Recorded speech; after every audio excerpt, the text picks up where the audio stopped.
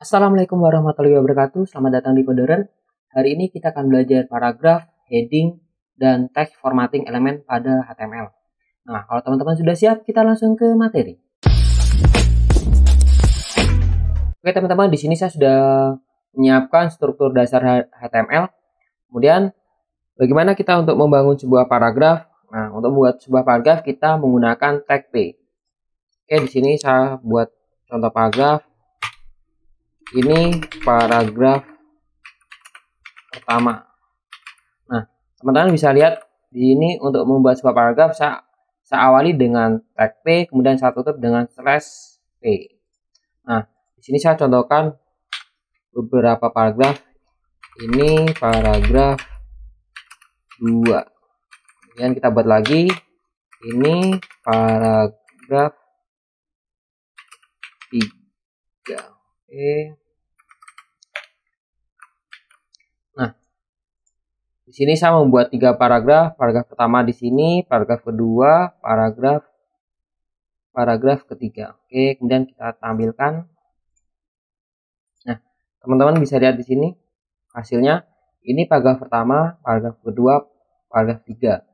Dia akan membuat sebuah paragraf. Kemudian kita cek lagi di sini teman-teman bisa lihat walaupun saya tulis dalam satu baris di dalam teks editor saya, namun ditampilkannya tetap sesuai dengan perintah tag-nya. Kita menggunakan tag P, di sini ada 3 paragraf, otomatis dia akan membuat sebuah 3 paragraf. Oke, misalkan di sini saya buat seperti ini.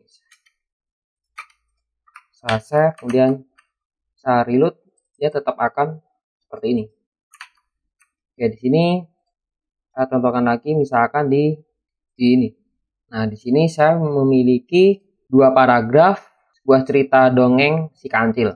Nah, di sini paragraf pertama, ini paragraf kedua. Nah, kita tes, kita jalankan dulu. Oke, di sini bisa dilihat dia membuat sebuah 2 paragraf. Nah, misalkan di sini saya perkecil. Nah, dia akan mengikuti dari browser kita. Jadi, dalam penulisannya di sini dia di dalam browser dia akan mengabaikan penulisan format di dalam text editor. Misalkan kita buat di sini gini. Misalkan saya buat seperti ini. Saya save. Di sini tidak akan berpengaruh. Karena yang dibaca oleh browser adalah perintahnya, tag yang kita gunakan di sini.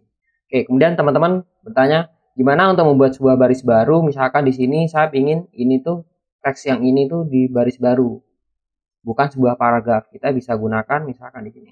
Saya sambung dulu. Nah, di sini saya ingin Guman si kancil kebingungan ini dia berada di baris baru. Nah, kita gunakan BR.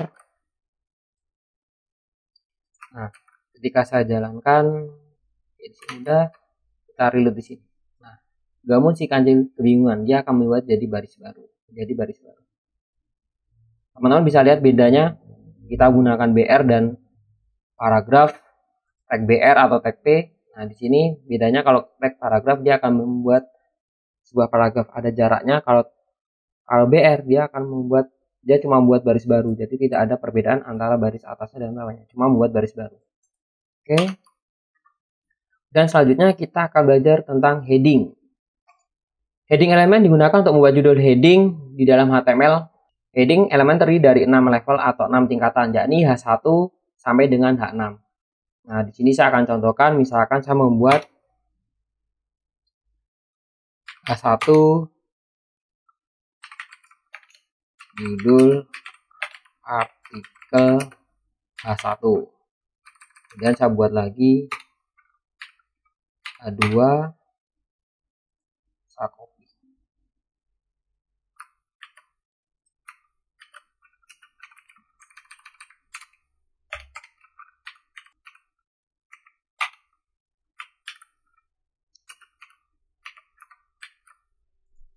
Oke, teman-teman, di sini saya sudah membuat H1, H2, H3, H4, H5, H6. Kemudian kita tes, kita jalankan.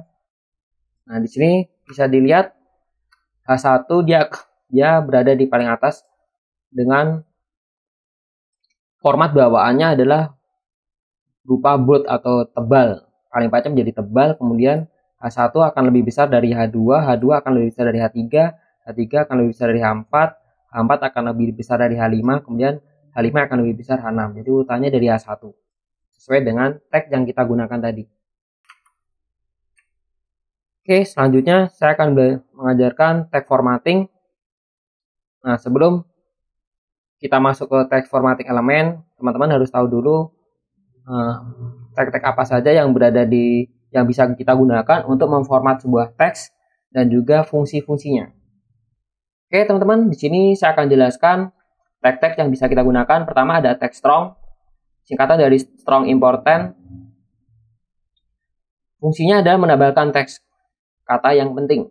Nah, kemudian ada B, teks tulisannya B di dalam kurung siku, singkatan dari bold element.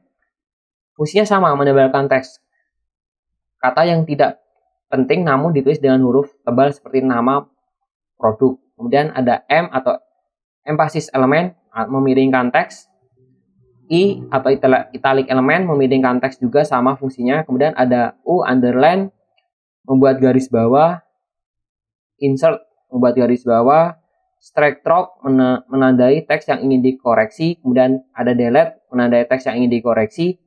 Superscript, fungsinya adalah karakter kecil di atas teks yang umumnya digunakan di dalam penulisan rumus matematika seperti pangkat. Kemudian subscript, karakter kecil yang diletakkan sedikit di bawah baris normal.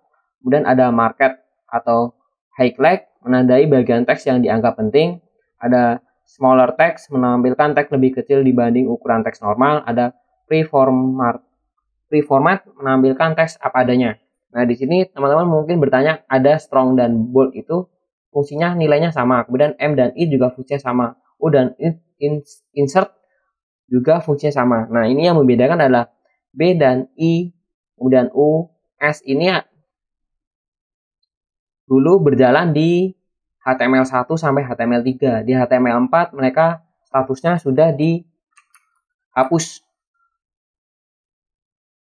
Nah, kemudian di HTML5 fungsinya kembali digunakan. Jadi bisa lagi digunakan. Langsung saja kita praktekkan cara penggunaannya dalam text editor kita. Nah, di sini saya sudah membuat sebuah kalimat yang sudah saya format menggunakan tag yang sudah saya jelaskan tadi. Nah, pertama ada paragraf P, ini ada paragraf. Ini kalimat normal paragraf, jadi ini adalah paragraf yang normal. Kemudian di sini ada kalimat strong. Di sini saya merubah nilai dari ini kalimat strong di dalam strong. Jadi teman-teman harus pahami yang akan berubah di dalam sini adalah teks yang berada di dalam pembuka strong dan penutup strong.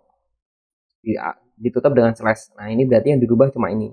Jadi misalkan di sini ada kalimat, dia tidak akan berubah di sebelum-sebelumnya sini.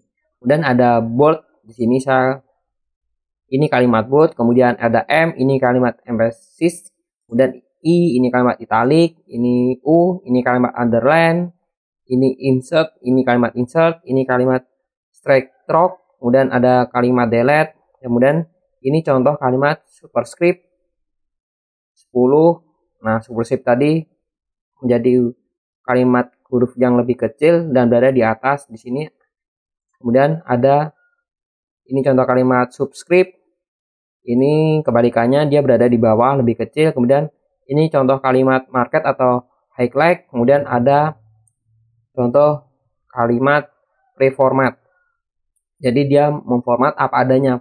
Jadi ditampilkan sesuai dengan apa yang kita tuliskan, apa adanya gitu maksudnya. Nah, kita bisa jalankan.